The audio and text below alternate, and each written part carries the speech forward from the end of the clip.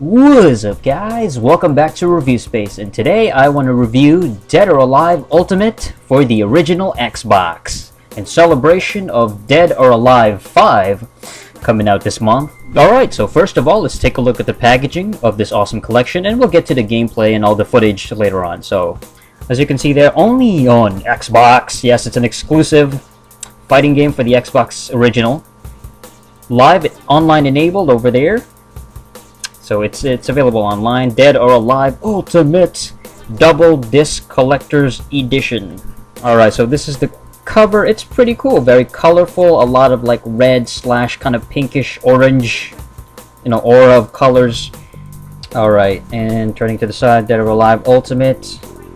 And the back, what do we got here? Dream On, performed by Aerosmith. That's right, that's the actual song that plays in Dead or Alive Ultimate 2. Or 2 Ultimate, however you want to say it. Team Ninja stand ready to take the fighting game franchise into uncharted waters yet again. It's rated M for mature. It contains sexual themes and violence, so only 17 years old and up. On the side, you can see a contrasting color of orange and sky blue, or light blue. Okay, let's open it up. Yeah, I mean, it's quite basic. Very, very plain colors of orange and light blue, bluish color. Alright, let's take a look at this side first. Dead or Alive Ultimate 1. It's actually, there's not a lot of things going on. I mean, it's kind of like these shots of the character's eyes, and then you got these little designs, kind of like a stylistic look. Alright, and on the inside, you got the disc, of course. DOA! Shiny. At least that central sticker. Do not make illegal copies of this disc. Oh, man. Okay. Alright. And this is the instruction manual for the first one, DOA 1 Ultimate. I'm just going to call it Ultimate 1 from now on. Ultimate 1 and Ultimate 2. You got a prologue. Xbox controls. Tell you about the the game modes, basic fighting, and the online mode. I like this thing here because it shows you the ties of each character to each other, the inner relationship of the characters, as they say. So as you can see here, you got Joe Hayabusa, who is somehow related to Kasumi.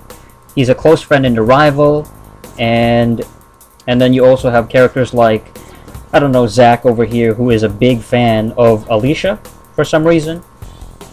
And then you got the profiles of each character as the manual goes on. Fighting game moves and stuff like that. The instructions on how to execute certain moves. And you can even, I guess, unlock Raidu, the final boss. The last fighter you must defeat in the arcade mode. You will be able to unlock Raidu as a playable character of great strength, and use him in the game once you fulfill secret conditions. Secret? Okay. Alright, so that one is Ultimate 1 disc, and again, we'll take a closer look at these games a little bit later. Alright, so let's take a look at Ultimate 2's packaging. And now you got this, again, this blue motif, sky blue color, to contrast with the orange of the previous game.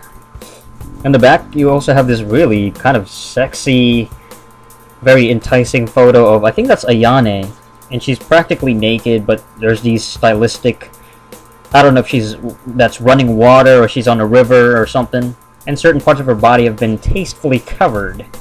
Alright, opening it up, there you go. There's the disc, plain blue. Alright, let's take a look at the instruction manuals, and oh, what's going on here?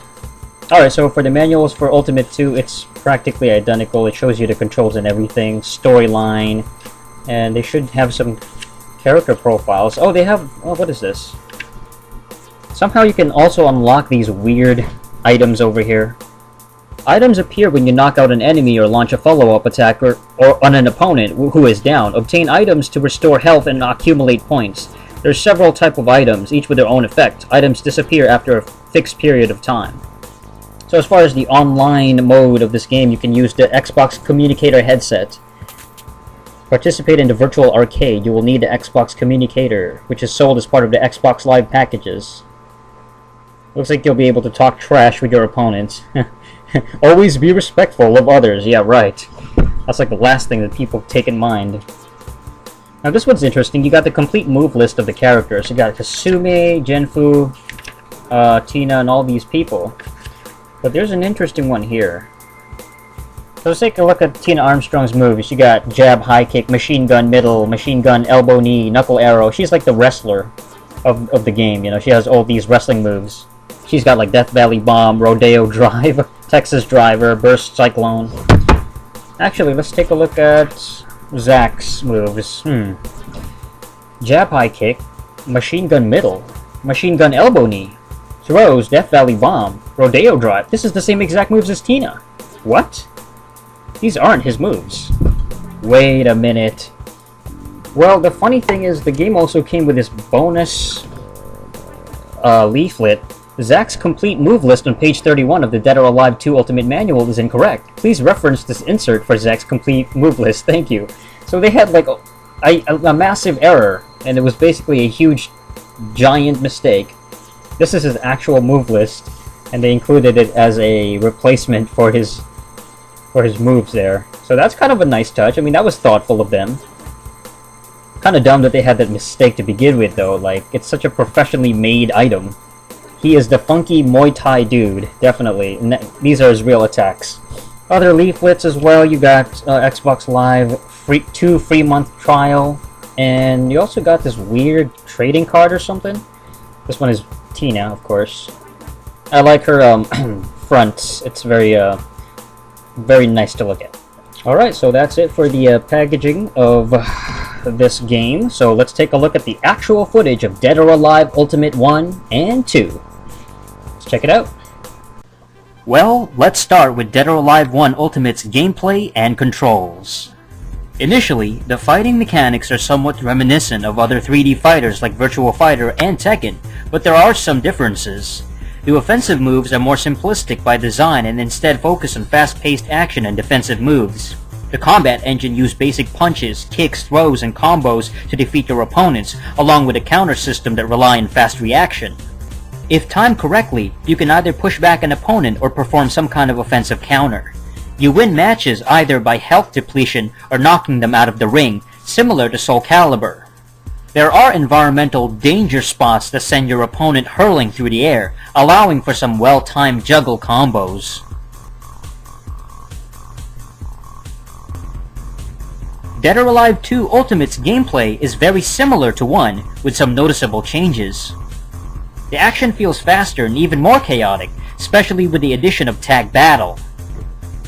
Now, just like the Tekken Tag Tournament, you can face off 2 fighters against 2 opponents with the ability to switch characters during the fight. There's also Team Battle mode that lets you select up to 7 fighters to face off against 7 opponents in an elimination style battle. Every time a fighter is defeated, the battle continues with the next opponent jumping into the fight without any breaks. The danger zones from Ultimate 1 have been removed in place of more interactive, multi-floored stages, and you can't win via ring out anymore. Here, you knock down opponents to lower ground, causing more damage to the enemy. There's also these slippery slopes where sometimes your opponent will fall. We've seen this before with games like Mortal Kombat, and while these falls look very intense, it's quite gimmicky and gets old after a while. Both of these games feature some of the same, such as the endurance testing survival option and timed attack that see how quickly you can finish the game. Both titles also take advantage of online gameplay with Xbox Live, but I've never played online as the servers have been shut down since 2010. There are certain features unique to each game as well, such as Kumite mode for Ultimate 1. Here, you fight either 30, 50 to 100 opponents in a row as the game tracks your win-loss percentage. Even if you lose a match, the Kumite keeps going, and you have no choice but to sit there fighting round after round. I don't think you can exit even after losing a match, so be prepared for a marathon or just reset the game. As far as Ultimate 2, You can set up a match, record, save, and replay your battle footage like in Tekken 4. There's also these collection items like lipstick and bags of money, which I haven't found any particular use for. I mean, I know the instruction manuals touch upon them, but I still don't really know how to use them or anything like that. Alright, so now let's talk about the graphics. From what I understand, Ultimate 1 is the Sega Saturn port of the original Dead or Alive with smoother graphics. And while it does show its age as a game originating from the mid-90s, I do enjoy that nostalgic aesthetic. It reminds me of Tekken 3 on the Tekken 5 disc. The character models practically scream 32-bit, but the backgrounds are colorful with a variety of stage designs. There's water effects and waterfalls, and even lightning strikes across the stormy skies. But the real graphical masterpiece is Ultimate 2. This is an actual remake from the original Dead or Alive 2 that came out in the late '99. Using the latest graphics engine previously featured on Dead or Alive Extreme Volleyball of 2003, the level designs look absolutely gorgeous, with bright, crisp environments and realistic lighting effects. Variety is top-notch. You have opera stages on fire, picturesque snow-covered mountains, beaches, an elevated bridge with autumn leaves flying everywhere, futuristic cyberpunk stages, cloning facilities, weird mechanical stages, and who can forget that magical Tengu boss stage that switches from nighttime, snow, and daylight. My personal favorite is the African savanna with lions, elephants, and other wild animals chilling in the background. It's really cool. It's very exotic and something almost completely surreal. The character models themselves look great, especially the females, since you can unlock various outfits for each of them each time you complete the story mode. Although, it is kind of disappointing that the male characters don't get as many costumes, which take away from their lasting appeal compared to the girls.